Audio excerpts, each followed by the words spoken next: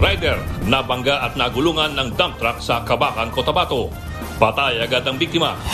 Ang buong detalye kaugnay niyan, abangan.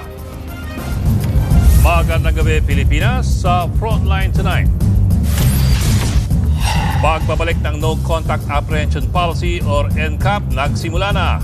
Pinag-aanda na rin ang rehabilitasyon sa EDSA. Alamin ang mga gagawin para iwas hassle sa biyahe.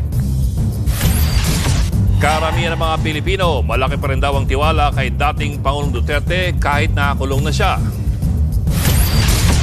Mga nambugbog sa anak at pamangkin ni Senator Jinggoy Estrada sa Boracay arestado.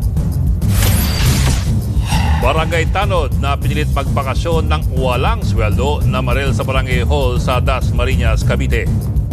Sa Zamboanga City naman, kaanak na nanalong kongresista pinagbabarel patay. Barkong nagatid ng mga musikero na magka-concert sa may Pag-asa Island naglayag na. Kahalagang artificial intelligence tinalakay ni Pangulong Bongbong Marcos sa ASEAN Summit. At boy band na 98 Degrees gusto raw makakolab ang P-Pop Kings na SB19.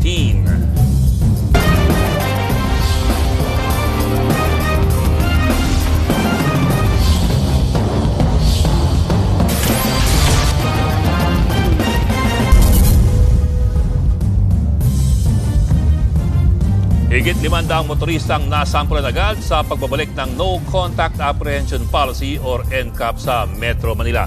Bagay po yan ang paghahanda para sa napipintong rehabilitasyon ng EDSA. Bukod sa NCAP, magpapatupad na rin ng tatawag na odd-even scheme na isasabay pa sa umiiral na number coding scheme. Nasa frontline na balitang yan, Gerard de la Peña. Sa June 13, sisimula na ng DPWH